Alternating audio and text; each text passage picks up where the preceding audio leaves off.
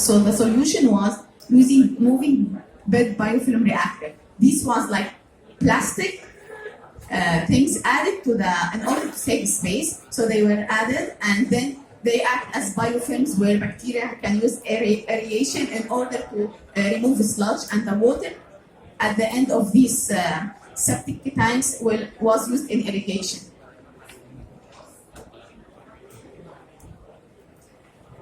This is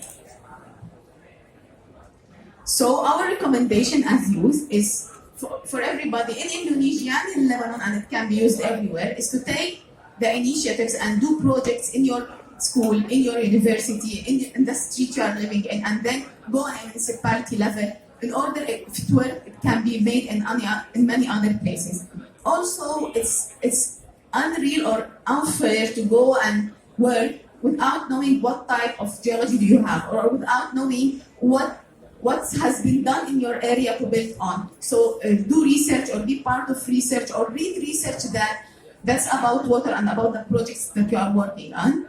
And in AYCM, we believe that education is the key, and that's what we concentrate on. So youth shall be engaged in WASH programs, because even if you have fresh water and you are not managing it properly, or putting sewages inside rivers or inside seas, or even if like kids are not trained on how to wash themselves, or how to clean themselves, or how to use water. So this won't help, and all of the fresh water that you have won't be used properly, or won't be effective or efficient for you. So engage in WASH programs in schools, and thank you for listening.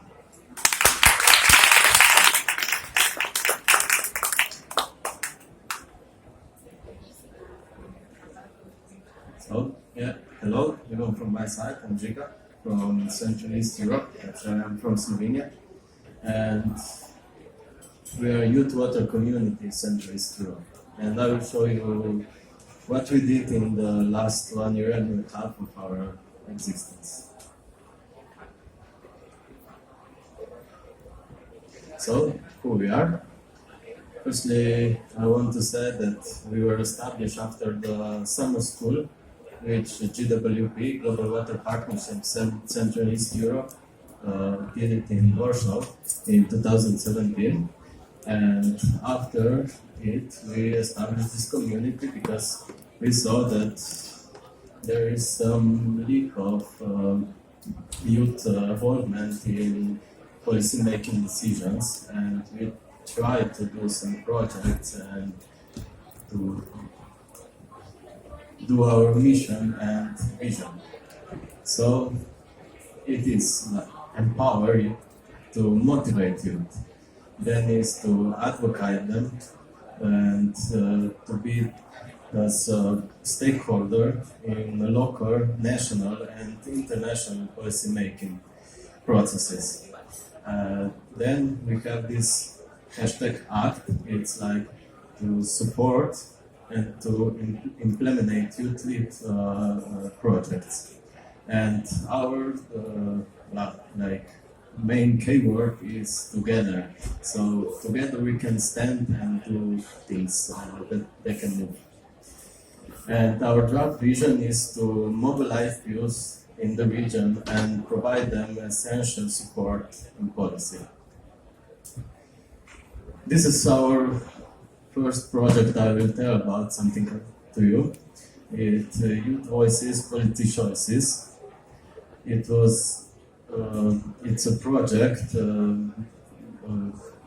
between Global Water Partnership, between Secretariat for Water and Solidarity Europe and Central East Europe community. So the partners anonymously acknowledge that the young people have a key role to play in environmental issues, as they can be stand as a credible and valuable stakeholders in shaping tomorrow's policies.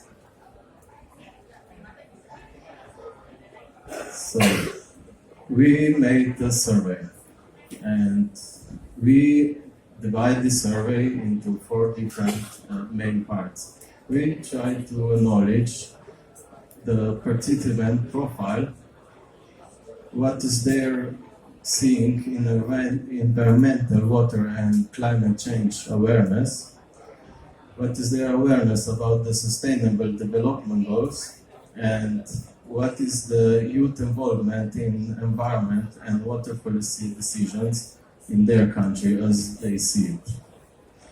The survey method was distributed electronically via social media platforms through our networks. And as you can see, firstly we want to see the profile of the people, and as you can see, it's almost 50% of them were complete master's degree or PhD. 25% of them have partly committed masters or PhD, and we have 15% of committed bachelor's degree and so on. 88.4% of them, of the participants, described their career path as related to the field and in environmental, water or climate. Oh, it shouldn't be. Anyway, we don't have so much time yet. There are some, it is from previous PowerPoint that we collect all of the data we gain from this survey, and I would like to kindly ask if you want to have this survey answers, just contact us and we'll provide you the PowerPoint, because I really don't have so much time that we'll go through it. Fish Me Ish Me, it's our first project, and it was happening in December 2017. Our community organized a workshop which attends students from 3 different universities in Tirana, Albania. And it was a project that we want to main goal. It was the overview of the situation of the fish of the Ishmi River that goes near Tirana, the main city of Albania, and it's quite bad polluted with plastic and other things. So what we try to do, we went there and we organized the workshop for the students. So we collected the volunteers that lately went on the field, and they try to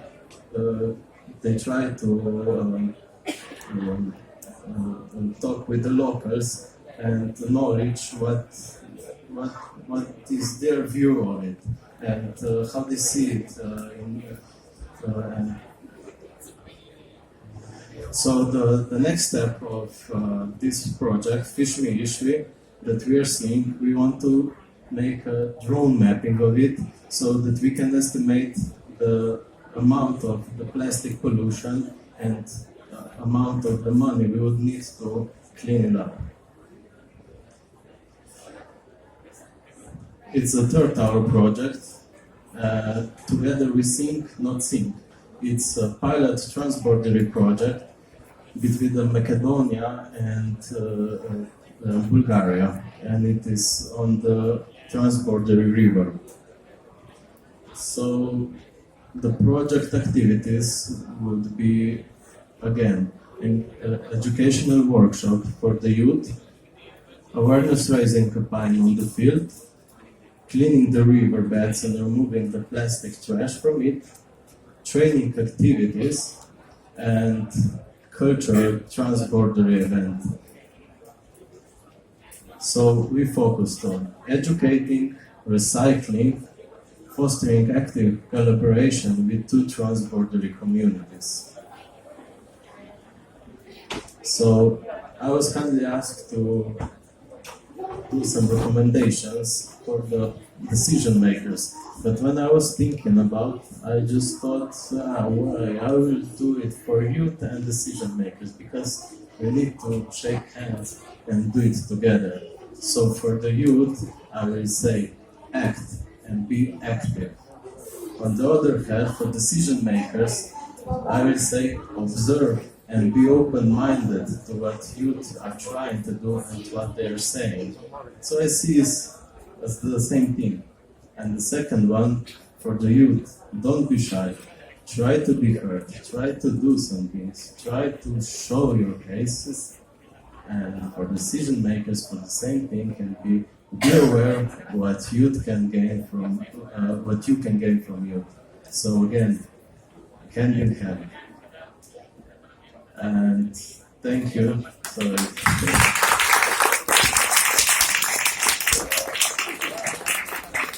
Thank you so much, Tia. We have exactly 5 minutes for questions, if you have any. Perfect. I saw you.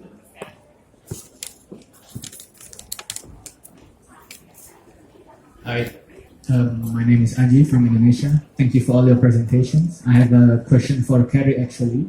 So we heard from mostly all of the speakers that the youth need to be proactive.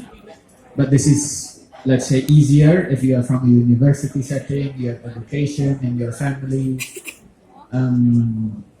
has the opportunity to access the internet and so on. But with your case, with the indigenous communities, how did you make them be proactive like that? And they made the presentations and they did the social research, what's the problems?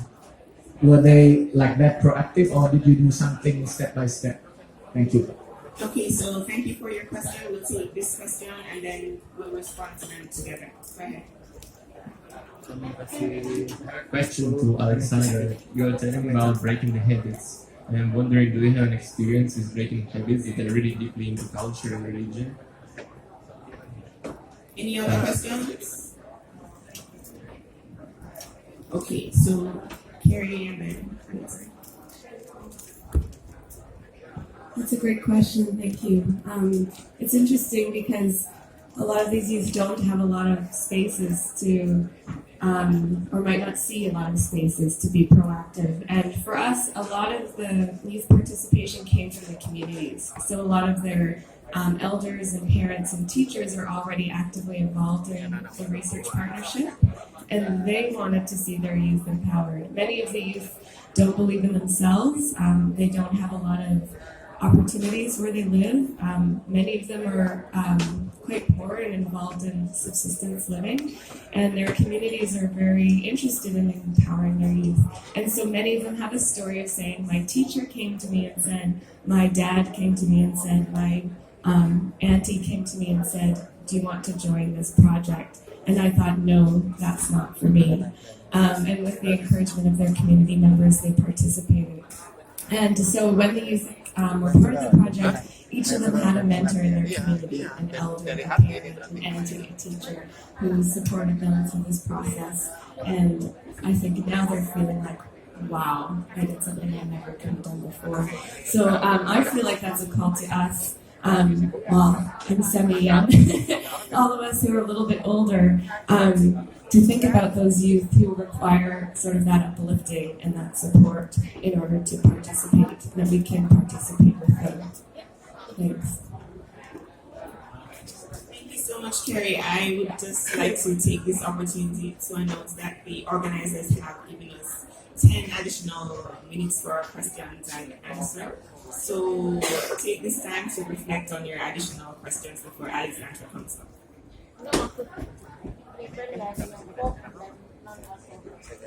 Thank you for your question. So I guess I don't know my answer because obviously I have not a telepathic link to them to answer that. But I don't think it's a cultural question. It's more. It seemed from what I understood by talking with them that it was more about especially the tires and the sand managers, people who are working on this. So it's more recent activities in the past years, like maybe 100 years or something. I don't know if it's more or less, but I feel it's more like some economical activity that began to grow. And at first it was manageable, it was okay to work a certain way. And again, I know in most countries when you operate on an industrial level, you have waste and you have to do something with it. And then there are regulations, there are other things and people who are involved. You have a waste management system that has to be put in place. And if that's not the case, it's complicated to manage when you want to develop the kind of activity. So I think it's more like how you can manage this to work together and to have both an activity that works and economical growth, but at the same time not have it be detrimental to the environment. I don't think it's linked to the culture. So it's more like how can we make sure that this changes? And in that part, what they told me is that they would need the state to kick in and to provide the services and the regulation in place to change that. Thank you, Alexandra. I recognize that we have some partners in the room. I'd like to thank you so much for supporting this session. I see the representative of the International Secretary for Water. I see ACP. And of course, I see our youth partners and to TWP. So thank you so much for coming out. And that was my ultimate announcement before I start asking for additional questions. Anyone else? Please. Yes. Let it go, let it go. Hello, I have a little question to the speaker from Brazil. Sorry, didn't register your name. You have Miguel. Miguel. So you have mentioned a few really good practical examples of tackling the negative effects of climate change in those specific areas. But is there a movement to push for like a more holistic approach to create a nationwide climate adaptation strategy, or at least a regional climate adaptation strategy in that case, not to deal with each individual case like on a case basis, but have a more integrated approach to that. Thank you. Miguel is from Mexico. Any other questions?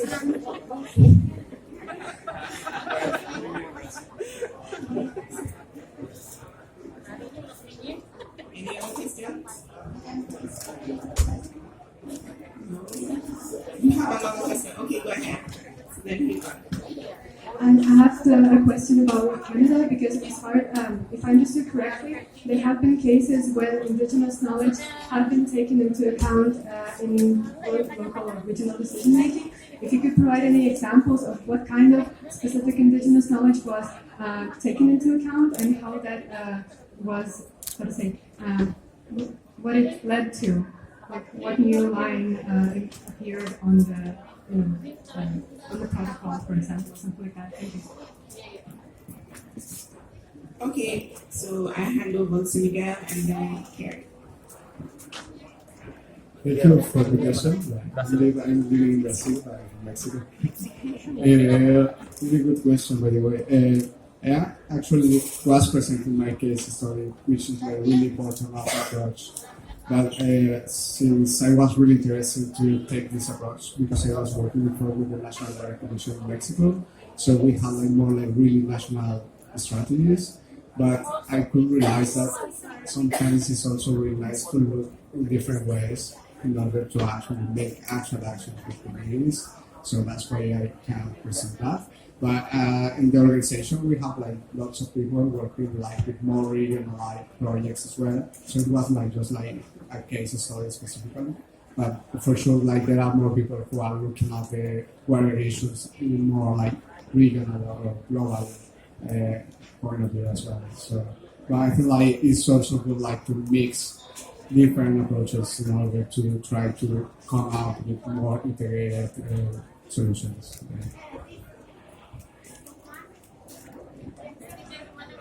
I can give a localized example and then a national example for you. Locally, in Canada, as potentially in many of your countries, we have national parks, which are preserved spaces. And these are known as spaces for conservation. So, there's no hunting allowed, the natural environment is protected, and people can only come as guests and tourists. The problem with this is historically Indigenous people have been expelled from the parks, and so they've lost access to traditional hunting grounds. And so just last year, for the first time in Alberta, in Jasper National Park, Indigenous people were allowed, from that area, were allowed to hunt again because of their feedback and provision of their knowledge in that place. There was a bit of public backlash to that, but it stayed.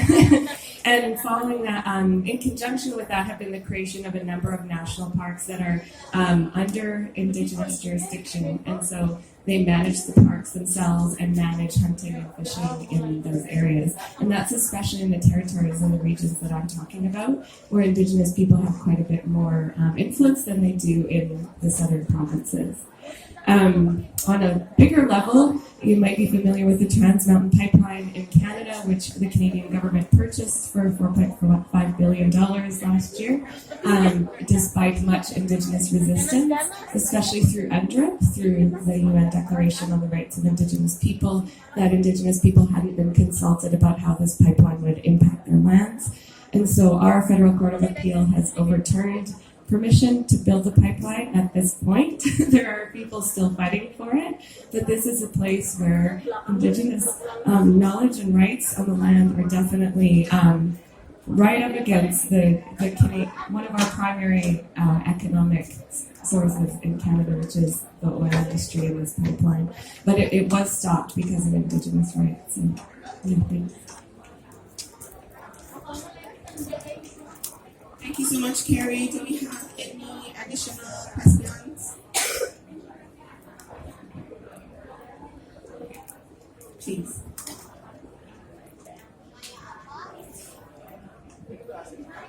Actually, it's not a question. It's just to say that it has been the clearest and the best side event since the beginning of the COP. I went to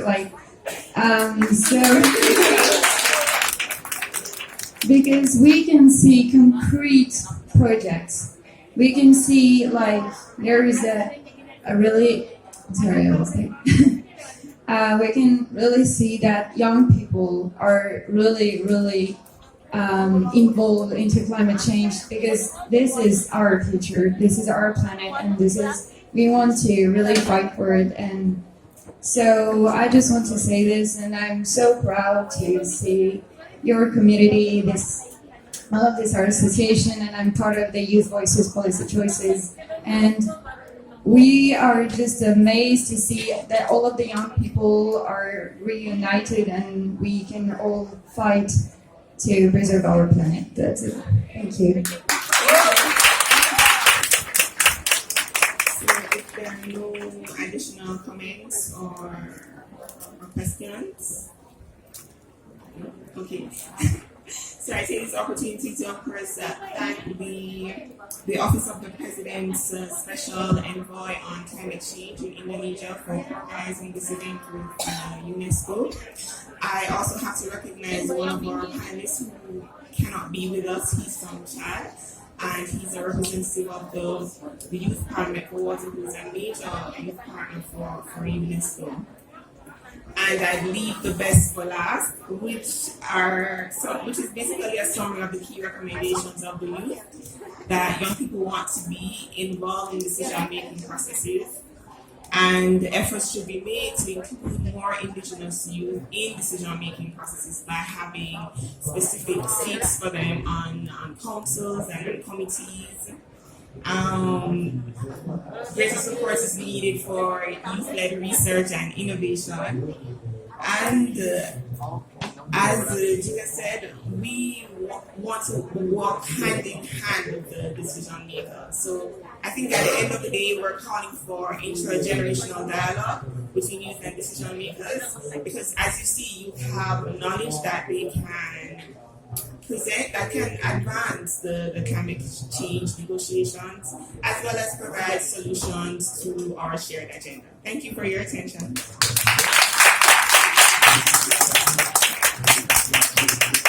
Thank you very much for all our amazing youth speakers, and also for the moderator, Nicole, for facilitating this session.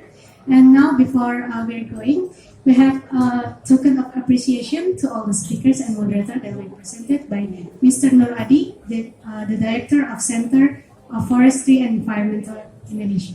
Yes, on behalf of the Ministry of Environment and Forestry, I would like to give this certificate of appreciation to all the speakers, signed by the Minister of Environment and Forestry of Indonesia. Thank you.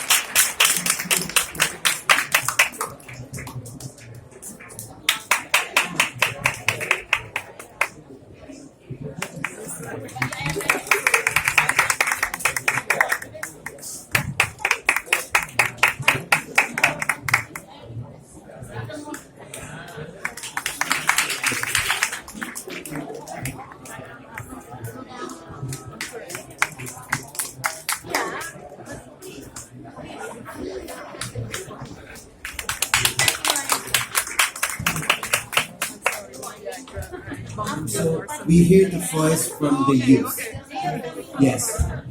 And it is that the Ministry of Environment and Forestry is interested to work more with the youth. In fact, we have some ideas to work. Good. Yes. Thank you.